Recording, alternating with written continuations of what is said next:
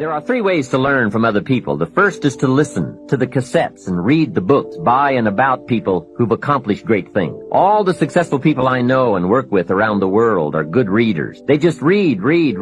They are so curious that they are driven to read because they just have to know. It is one of the things they all have in common. Here's a good phrase: all leaders are readers. And they use cassette programs too, especially while they're in the car or during other times when they can't read. Cassettes can help all of us easily pick up new ideas and new skills. Did you know there are cassettes and books on how to be stronger, more decisive, a better speaker, a more effective leader, have a better effect on other people, become more loving, develop personality, get rich, develop influence, become sophisticated, and people don't use them? How would you explain that? Did you know that hundreds of successful people have written their stories in books and told how they did it on cassettes like this, and people don't want to listen? How would you explain that? The guy's busy, I guess. He says, well, yeah, if you worked where I work, by the time you struggle home, it's late. You've got to have a bite to eat, watch a little TV, and get to bed. You can't stay up half the night and read.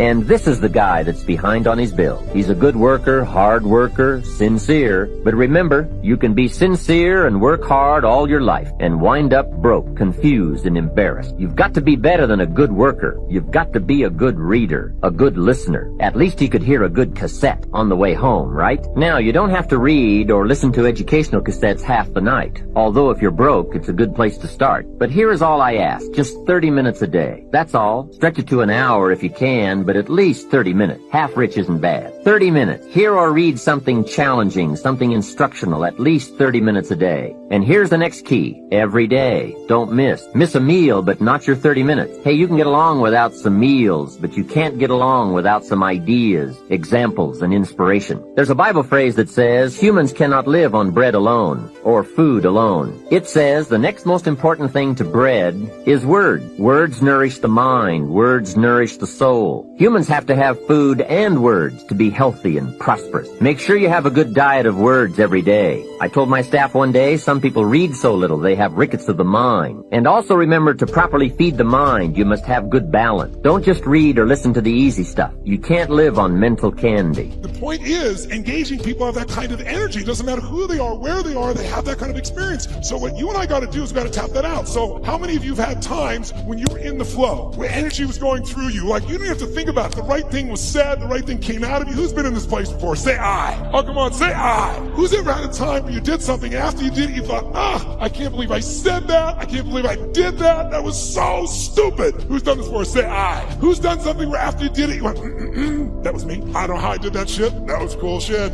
Who's ever impressed yourself? Say I. Now, you're the same person. How come one situation you're an idiot, the other one you're brilliant? Who's ever forgotten how to spell your own, how to remember, let's say, your own email or your home phone number, or how to spell a difficult word like the? Let me see your hands here. In fact, phone numbers are crazy now for most of us, right? Because now we have this outboard brain. If we lose this brain, we're screwed. I don't even know how to call my mom, for God's sakes, right? You don't know what to do when you don't have this thing. So the point of the matter is, if we increase the energy, it'll work. So now here's the thing. Where does energy come from? Does energy come from sleep? Yes or no? Really? Who here has ever slept 8 hours and still been tired as shit? Let me see your hands right here. Okay, so that wasn't it, right? Is it food that gives you energy? Really? Thanksgiving's coming. I know what you're going to do, right? You're going to get to Thanksgiving. It's about giving thanks. You're going to take care of this nurtured body of yours. You're going to say, no, give me the vegetables, a little this, a little that, right? Now, what do people do at Thanksgiving? What do? Eat everything within reach. And when you're totally stuffed and you can't have another bite, and you say, I'll never what? I'll never eat again. And somebody goes, pumpkin pie? You go, okay. Come on, who knows what I'm talking about here? And by the way, what happens after? You feel like going for a run? What do you want to do at the end of that meal? Tell me what. Who here has ever fasted for 5, 6, 7 days or more, gone on a fast? Does your energy increase or decrease as you no longer eat? Which one? Increases massively. So if it's not food and it's not sleep, don't get me wrong, those are useful, then what is it? The answer is, it's psychology. It's a mindset. It's a decision inside yourself where you say, I will no longer tolerate low energy in my life, because low energy equals shit relationship. That's a technical term. Low energy means low, lousy business. Low, poor energy means I no longer have the the impact on my children, someone else with greater energy is going to. And if we can find a way to increase our energy, and here's the good news about it, it's psychology and it's movement. The way you move will create it. For the kingdom of heaven is as a man traveling into a far country, who called his own servants and delivered unto them his goods. And unto one he gave 5 talents, and to another 2, and to another 1, and to every man according to his several ability, and straightway took his journey. Then he that had received the 5 talents went and traded with the same, and made them other 5 talents. And likewise he that received 2, he also gained other 2. But he that had received 1 went and digged in the earth, and hid his Lord's money. And after a long time the Lord of those servants cometh and reckoneth with him. And so he that had received 5 talents came and brought other 5 talents, saying, Lord, thou hast delivered unto me 5 talents. Behold, I have gained besides him 5 talents more. Look at me, God, I did good. That's not in your Bible, that's in mine.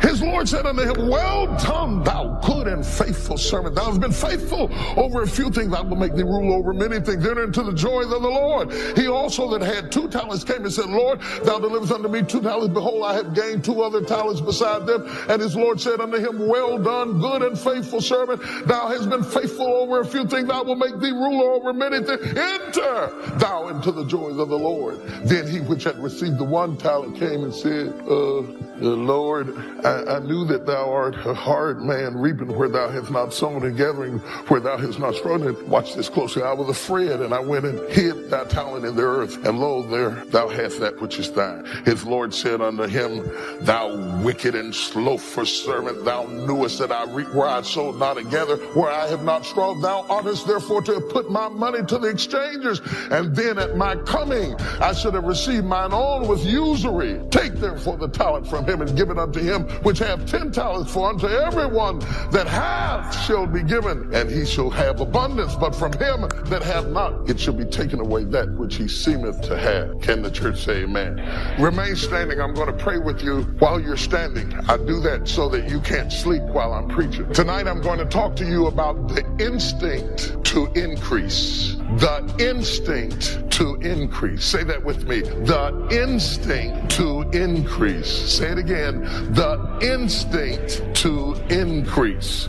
God never intended for you to stay where you started, in where you began. Just maintain, neutralize, and wait on him. There is something down inside of you that God wants to bring forth. The very first command, the very first word that God said to man was be fruitful. In my 30s, I was homeless based off of a decision I made. October 8th, 1985, I walked in a comedy club for the very first time. Never been in a comedy club, but I had been writing jokes all my life. 2 years, I was writing jokes for a dude taking my jokes, going to a comedy club. He was paying me $10 for it. I had never been to a comedy club, had never heard of a comedy club. I was writing for a buddy of mine named AJ Jamal. He would pay me $10 a joke. One day, I was writing some jokes for him, and I was over his house to drop him off, and this girl named Gladys Jacobs came over to the house, and she said, You the dude that's writing the jokes for AJ Jamal? I said, yeah. She said, he the funniest dude at the comedy club. I said, at the what? She said, he's the funniest dude at the comedy club. I'm 27. I've never heard of a comedy. Now, all my life, I wanted to be on TV. I'm going to tell you that story a little bit. But I just said, man, at the comedy club, she said, you should come. She said, why don't you tell the jokes yourself? Really? Tell the jokes myself? She said, yeah. Now, I'm thinking, I said, man, this could be what I've been asking God my whole life. See, some of you in this spot where you keep asking God, what do I do next? What's my next move? You know the hardest thing about your life? Trying to figure it out. Ain't that hard?